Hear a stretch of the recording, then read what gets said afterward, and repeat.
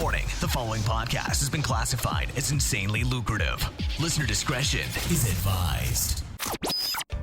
Imagine if you were selling, for example, a human tick removal device, right? To remove blood-sucking ticks. Like, how do you get a quick burst of real reviews on that kind of a product, right? Your attention, please. Listening to the AM/PM podcast may cause recurring revenue streams and unfair advantages over your competitors. Other side effects may include fatter wallets, fired bosses, and longer vacations. Listen at your own risk. Here's your host, seven-figure entrepreneur and online marketing madman, Manny Coates. Manny Coates. Hello, everybody, and welcome to the AM/PM podcast.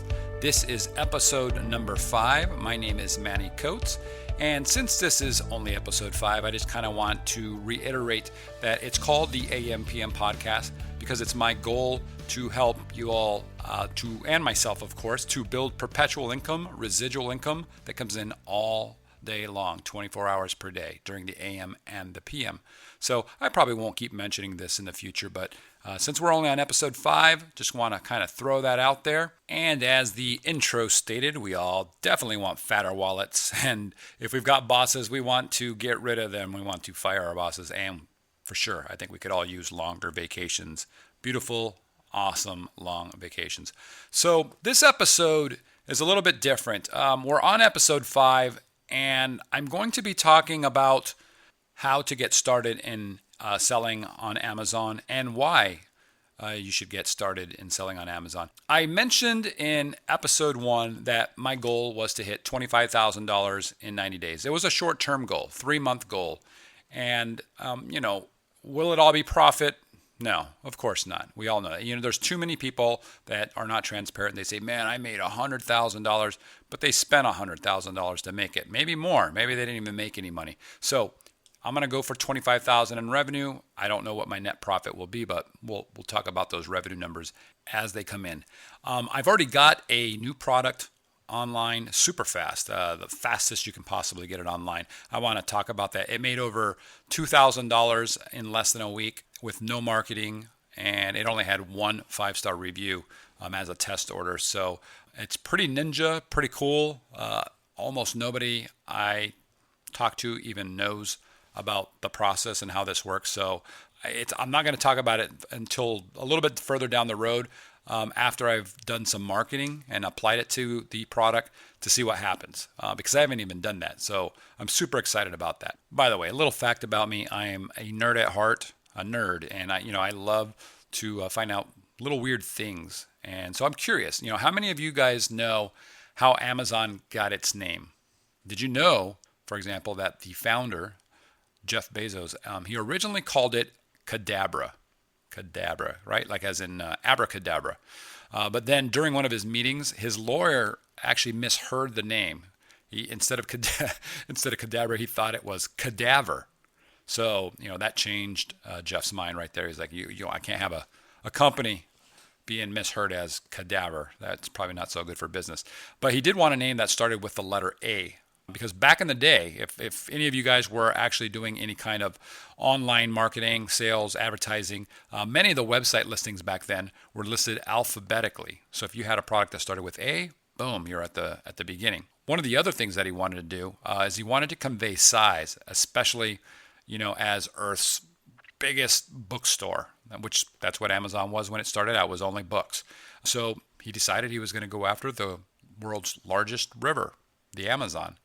And there you go. That's how he got the name. Oh, another fact about Amazon, I don't think very many people know this one. The logo itself, if you're selling or you're thinking about selling, maybe you have an Amazon box around you. But check out the logo. It's got that curvy arrow that is placed very strategically under the word Amazon. See that? It creates a smiley face under the word Amazon. And if you look at it, it looks like there's a little dimple. I'm looking at it right now. There's a little dimple in the smile, okay? But what's interesting, that's kind of cool because it's a little smiley face. But it also shows you that you can get anything from Amazon from A to Z, right? A to Z. Now you're like, wait, I don't get it. How so? Well, take a look at the box again. It starts, the little swoopy arrow thing, it starts at the letter A and it ends at the letter Z, right? So anything from A to Z. Pretty interesting, pretty cool. Anyways, a little nerdy fact. I don't think anybody knows about that, but if you're ever out with some friends having a drink, boom, there's a little a little nerd fact you can throw on them. So, okay, let's get serious here. Why Amazon private labeling? I guess that's probably the first thing. Well, let me answer this. Where else can you get into a business with almost, or I wouldn't say almost, no, but very little capital and pretty much get started immediately? Well, you can do it with Amazon. You can start with very, very little money. You don't need a storefront. You don't need to hire employees. You don't have to do 90% of what you would normally have to do if you're going to open, let's say, a brick and mortar type business. You can pick a product that means a lot to you, something that you're passionate about. How often do people get to do this in their business? Find something that you're really passionate about and focus your business around that and do it. And you're going to be your own boss. That's probably one of the biggest perks, your own boss. You set your own hours. If you're working really long hours, that you're at least doing it for your own business. You're building up your brand. And that's the other thing. You're building as many brands as you want. You don't have to have just one brand, okay? You can set up brands super quickly. But once you get any of these brands, any of these products going, the great thing about Amazon is it's extremely scalable, okay? You can blow this thing up through pay-per-click advertising or through AdWords or Facebook, YouTube ads. There's so many places where you can actually drive traffic. Now, I think Amazon pay-per-click is the best for sure, just because people are there, they're ready to buy. But there's other ways of driving really cheap traffic, way cheaper than Facebook. Not Facebook, than Amazon traffic. But the users aren't ready to buy like they are when they're seeing an ad right there on Amazon. So when I first was going to get into this, I had a buddy. He's like, "Man, you can just get into Amazon real quick. You don't have to worry about setting up a professional account. Just go in and do this and that, and boom, it would be done, right?" It sounded a little bit too easy, so I went and researched a little bit, and it's not quite that easy. At least not if you have bigger dreams than just selling a few books every month. So the first thing you want to do for sure is you want to get a professional account on Amazon, okay? So if you're serious about private labeling, you definitely want to get a professional account. And there's a few reasons for this. The pro account lets you sell in a lot more categories than the free account, about twice as many, actually. So don't limit yourself to just, to half of the amount of categories. You might want to be selling in those categories. So folks, bottom line is you're starting a business, right? So I'll be honest, there's just certain fees that you're going to have to need to pay in order to be a successful private label seller on Amazon. If you don't have the right tools, if you're not subscribed to the right services, if you aren't sending the right emails through services that you sign up, you're just going to be working way too many hours. You're going to be working really hard, not working smart, and you think you might be saving money, but because of the hours that you're working, it's just not going to be worth it at all. Sign up, or don't do the free account, sign up for the pro account. All right, enough on that. One of the most frequent questions that's asked by people is, should I set up my company under my name? Should I use a corporation? Should I go get a company set up, a corporation or an LLC? Definitely talk to your accountant, your CPA, your attorney, whoever you have, and find out what will work for you. But for me, I use an LLC. With the LLC, my personal liability for what happens when the company gets in trouble, for example, if it gets sued, then the company's being sued, not me. My personal assets aren't going to be at stake. So the LLC also has various tax advantages, potentially. Again, you got to talk to your CPA about that. But for me specifically, it's the liability issues. You never know. In this business, especially in the United States, everybody's sue happy, right? So God forbid, somebody buys your product and decides to eat the cables and then sues you or something weird, right? Come on, anything can happen. So, all right, so let's talk about the next thing. Let's get to the important stuff. How to find products you want to sell on Amazon, right? Everybody wants to know, how do you find products on Amazon? I'm doing my voices now. My regular personality is coming out. Okay, so the first part you need to do is researching existing products. Or the product selection, right? So what market do you want to go after? Ask yourself that. Is there a product that you're passionate about? Do you have a hobby, for example? Are you really into specific sports? Are you into horseback riding or racing cars or backpacking or canoeing, whatever it is? You have some kind of passion. Maybe it's fitness. I always think that if you have a passion for something, it's always a good business to get into because you really love it. But I always say, don't only get into it because you're passionate, because I've seen a lot of people that get into businesses that are just brutal, whether it's hours or financially, just because they love whatever it is that they're into, and it's not a good money maker. But if you can find something that you're really passionate about and at the same time it's a good revenue generator, then man, that's a slam dunk, right? But keep your eyes peeled. For example, I've got a product that is really, really weird. It's something that I have 0% interest in. It's something I wouldn't even use, and I don't know anybody that would use it. There's only actually one company that sells something like this. It's totally not patented, and it gets a couple thousand sales per month. And with it only having that one company that actually sells it, I should be able to dominate that particular niche. It's like super niche. It's crazy. I don't even know how I'm going to get reviews on it, to be honest with you. I mean, imagine if you were selling, for example, a human tick removal device, right? To remove blood-sucking ticks. Like, how do you get a quick burst of real reviews on that kind of a product, right? I mean, that's kind of what I'm dealing with on this particular one. But you know me, I love challenges, so boom, let's try it. Okay, so back to you and your products. You want to make a list, okay? Amazon allows you to sell just about anything, and honestly, there's a buyer for just about everything. So do this, as you go about your day, look around wherever you're at. Just look and see what you see. What do you see in your office? What about in your house, or when you're at a restaurant or a friend's house? What do you see? Just take mental notes, and the next time you're walking through the mall or you're at a movie theater, look around. Wherever you happen to go, just make a list. I have Evernote on my phone. Evernote is a really cool little app that allows you to do all kinds of stuff with note taking and audio notes and pictures. I use it for everything. And it syncs between all my devices. So check that out. It's amazing. So once you have this list, this really long list of items, you can start looking these up on Amazon. And then you can probably look at the related products that pop up when you're actually looking at those products. And that will give you even more ideas. Okay, so keep clicking into those related products, and you're bound to find something. And it's weird, right? Because you start off with whatever it is. You've got a set of headphones, and the headphones leads into a shower speaker, which then leads into something for the bathroom, and then before you know it, you've got a product that is making, or you found that you've researched that has a lot of sales, has low competition, and you found a supplier that you can actually create this product for yourself. So you're writing down all these items as you're going through Amazon, right? All the related products. You're still making this list. You want to build this list up pretty large because you want a lot to choose from. But that doesn't have to be the only place. You should take it, even further.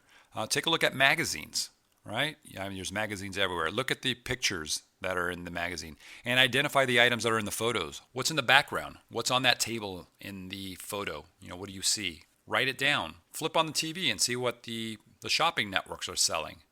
Get ideas. Write those things down. If your kids are watching TV, what kind of toys are being advertised during the commercials? These are brand name products, but perhaps you can get something similarly made. It's something similar to what's popular, but you can do it without violating any patents or trademarks. Think about your hobbies. We talked about this earlier, and the hobbies of your friends. Facebook is a fantastic place to go and see what people are interested in. They're always posting. Your friends are always posting activities, things that they're doing. So that should give you tons of ideas. Looking at my Facebook page with what my friends are posting, I could see products for camping gear, or racing, or equipment for just about anything. Maybe items that help with traveling. Just let your imagination go wild. So anyways, I gave you some ideas, but for me, I think the best place to find the products, again, is just to go back to Amazon. I think browsing through Amazon is the best place. And start with a category that interests you. Now, here's a cool way of doing it, though. If you go to amazon.com/movers-and-shakers, so it's movers and shakers with a dash in between each word, that's going to show you the products that are gaining the most sales rank. Now, I'm going to put the link in the show notes, so you don't have to write it down now. You can just go check out the show notes on the website at ampmpodcast.com. But these are the products, the movers and shakers. These are the products that had the highest jump in rank in the past 24 hours. Okay, so they were at some level, and then they've jumped up thousands of rank points, BSR they call it. And it's a fantastic place to see products that are on the move. And a lot of people don't even know that this page exists on Amazon. While you're on this page, over on the far left are going to be all the categories. Each of the categories will have its own movers and shakers. So you can click into those categories and see what products are actually moving there. You can pick the categories that interest you or skip the ones that you just could care less about. So now take a look at the top of the page. You're going to see other things up there or right below the search field. You'll see categories like top rated or most wished for and best sellers. Okay, these are gold mines. They're just waiting for you to discover amazing golden nuggets in there. I love using golden nuggets because there's always a golden nugget to be found. So to make it easy, I also put the link to those in the show notes in case you just want to click it and go check them out. But yeah, like the best sellers, you can see what the best selling stuff is and then get some ideas from that. I know I have. You need to make yourself familiar with subcategories as well. And so what I mean by that is let's say you're on the best sellers or in any of the categories, and if I click on, let's say I click on home improvement, or you click on home improvement, this is going to open up subcategories on the left side, okay? And in these subcategories for home improvement, you'll see stuff like kitchen and bath fixtures and other categories. So if I click on kitchen and bath fixtures, I'm now into these subcategories, right? So if I want to be even more specific, I can continue to click on additional subcategories and go deeper and deeper. So the deeper you go, typically is less sales, but there is less competition. So you got to kind of balance it out and see what works for you. All right, so here's another way to find products. Go to Amazon and type something in. All right, for example, go and type doorknobs.